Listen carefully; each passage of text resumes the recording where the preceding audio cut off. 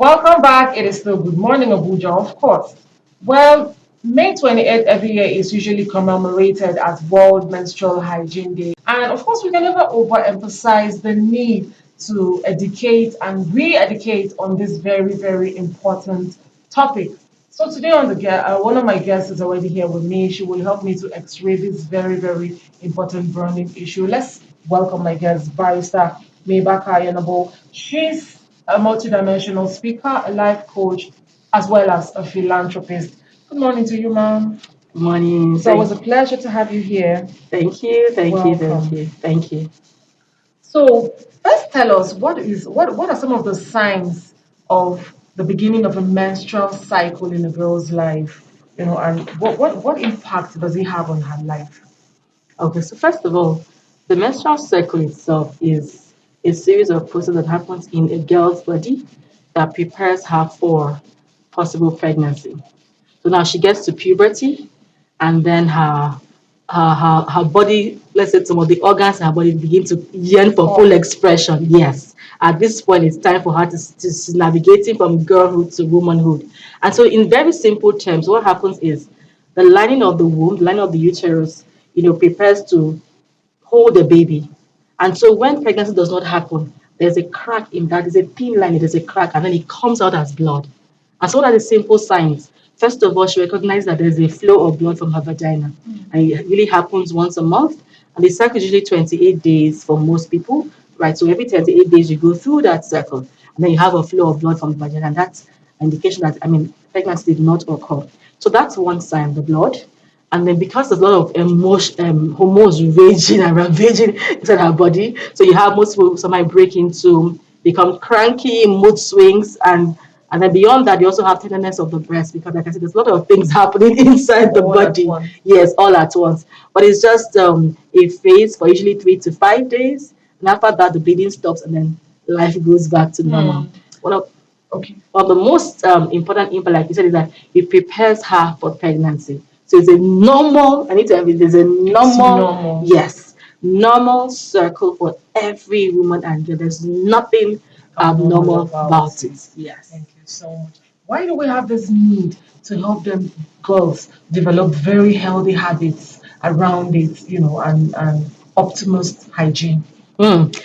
That's a very critical aspect of menstrual hygiene management because at that time, her body is so open because the blood flows from her vagina, right? At the same time, too, at that time, too, it's so open because anything can go in from there. So now that's the need for hygiene. And one of the things I will emphasize at this point is a lot of her hands need to be clean because she's inserting the pad and removing a pad.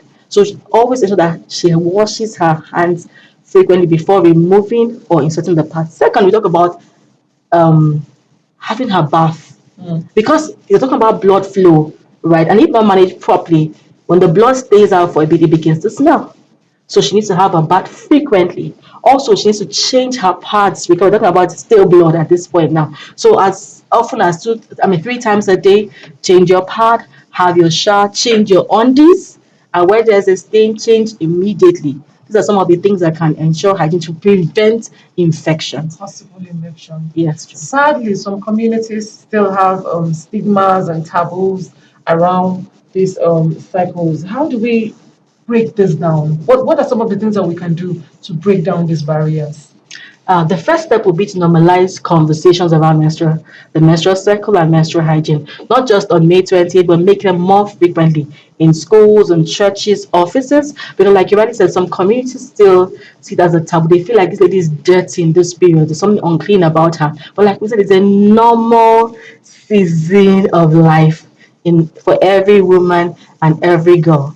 So it's a part of life, and we should accept this accepted as normal. So what do we do? A lot of campaigns, advocacy, sensitization. So if she knows, okay, this is what is happening to me, so I'm not weird. And There's because nothing unclean about yes, the girl. and also it can be a very Period. confusing phase for a lady because girls even start at different ages. Some start earlier than others. Imagine someone starts early, or maybe she's not even taught, and she goes to school and just gets pained, and she's wondering, do I have a wound? If she has not been taught. So you can imagine the confusion she's already thrown into. And then imagine she's now in a society or a community where people now make her feel like you're dirty. oh, you're smelling, don't come close to me. So you can imagine the shame that comes with it, or the embarrassment. She's already embarrassed, she's confused, she's wondering what is going on here. That's the thing she's dealing with herself. Imagine when others are around that do not understand what is going on. Imagine she also has, because some people have really bad cramps. So imagine she's also in pain, or she's at work and she has an assignment and she's trying to get her emotions all together. So the lady is dealing with enough issues of her own. So when society doesn't even understand and cannot help, they put her into they drive her to social seclusion.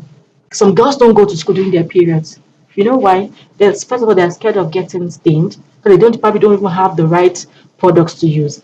Some public places don't have it where ladies can go and change. Sometimes you don't even have soap and water to wash your hands. So the issues go beyond having the pad to even having the facilities, infrastructure, water, hygiene, sanitation facilities, to even now having the education to understand what is happening to you. And also now, sensitization to have Early empathy. orientation. Yes, from those around you to make it, because I mean, it's a normal phase of life. So we need to normalize these Discussion. conversations. Yes. Beautiful. Now, how can we further take this campaign down to especially men and boys so that they can form a very formidable part of the support system that the young girls need? This is a very important question because I've had cause to do advocacy campaigns in schools, and the girls said that maybe they imagine where a girl gets steamed, and the classmate next to her is laughing at her. It makes her very self-conscious. So, but if a boy understands that this is, it's not because she's dirty, no, she just got it, the pad just leaked. So maybe even tells her she probably doesn't even know. It's more about when you don't even know. You wake up get up of it and you're walking to the board or somewhere and you don't even know that there's a stain on you. People are laughing at you. That girl will never forget that incident. But when boys understand this, maybe someone just taps her, maybe gives her a sweater or something, they're able to better help you navigate the system. This is for a couple of days, really. So this is for students. So we have colleagues, classmates, we have male colleagues at work, and these men will go to the fathers. They'll go to have daughters. They'll get married and have wives. So the earlier they learn, but they're able to offer better emotional support to ladies during this phase and know that look, it's not a stigma, it's not a taboo. It's a normal phase of life. If their mothers not menstruate, they wouldn't have had them in the first place. So when they are taught better, they understand. The same way they have puberty. A guy wakes up and he's having wet dreams and he's having his voice cracked and what's going to happen to. That's the same lady is going through. That's her own journey. Cycle of life. Yes.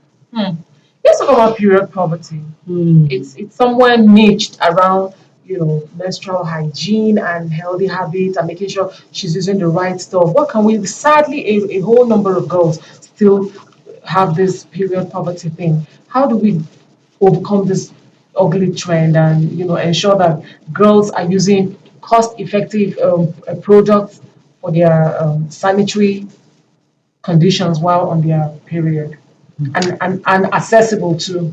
Yes. So you see, period poverty is a very large, it entails so many things. It entails first of all the products, like you already said. So having cost-effective products. It entails even the education about menstruation, menstrual hygiene. It entails even the infrastructure.